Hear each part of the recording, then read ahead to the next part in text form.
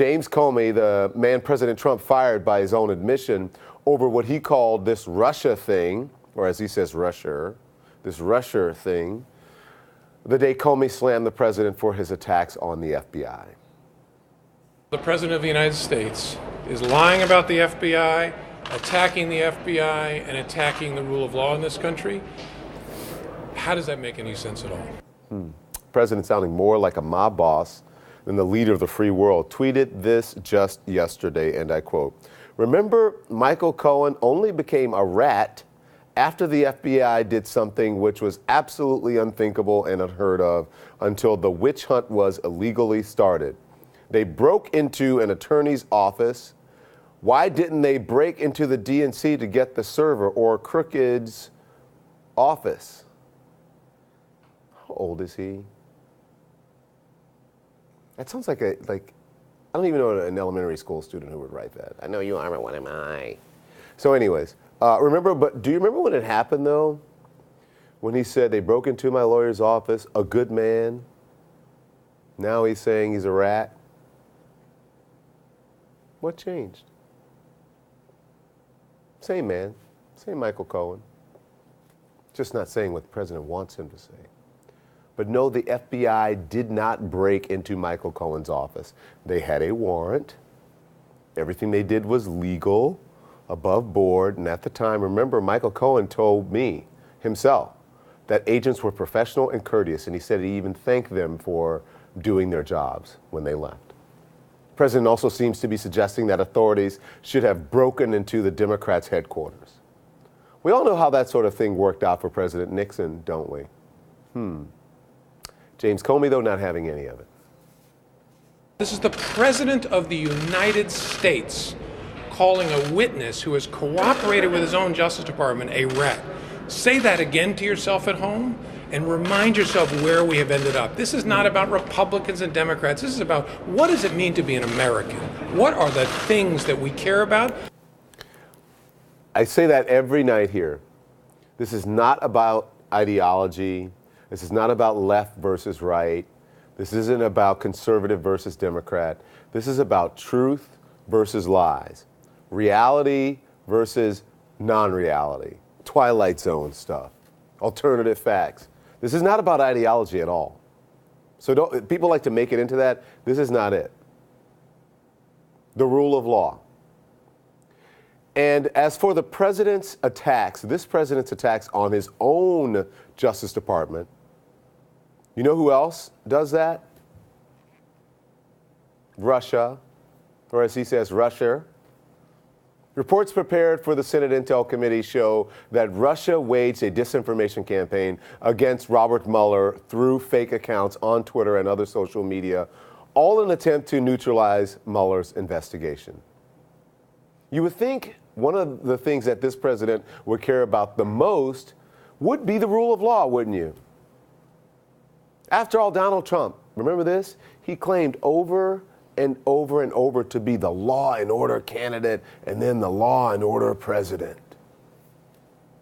We must maintain law and order at the highest level, or we will cease to have a country. I am the law and order candidate. I am the law and order candidate. We need law and order. I will restore law and order to our country. Every single day of my administration, we will stand for law, order, and justice. We are about law and order.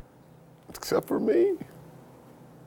But this president who says he's all about law and order seems to have trouble separating what's legal from what isn't. Just a few examples of that, okay? So the president has railed about flipping, actually arguing that it should be illegal for people facing prosecution to cooperate with the government. It's called flipping, and it almost ought to be illegal. You get 10 years in jail, but if you say bad things about somebody, in other words, make up stories if you don't know, make up stories, they just make up lies. It's no coincidence that members of Trump's inner circle, including Michael Cohen, have flipped on him and cooperated with prosecutors. Now it should be illegal to flip. because it's not good for him.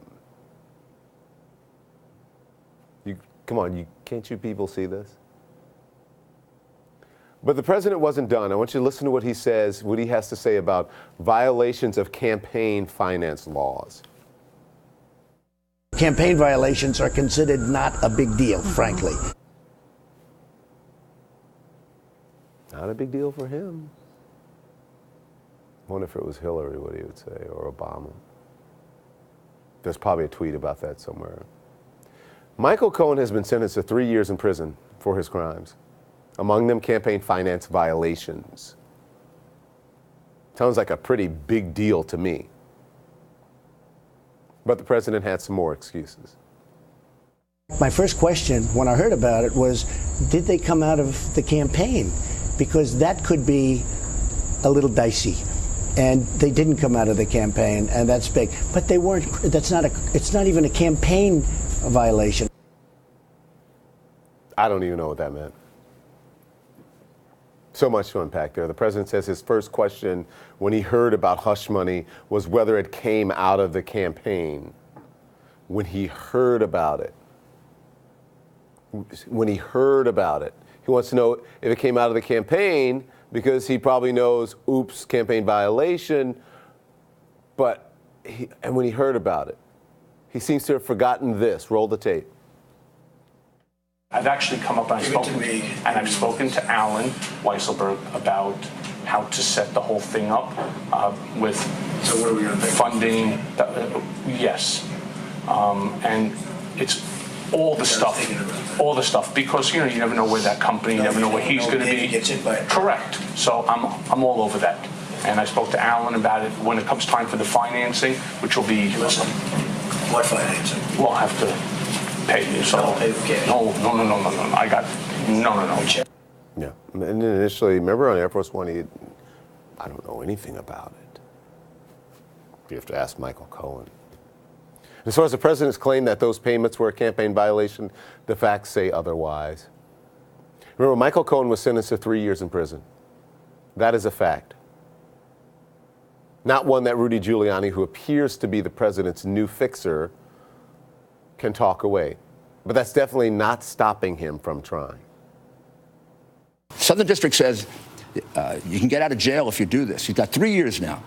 There's a real motivation to sing like crazy. He's got to do a lot of singing to get out of the 3 years. And he will say whatever he has to say. He's changed his story 4 or 5 times. So is the president. President's not under oath.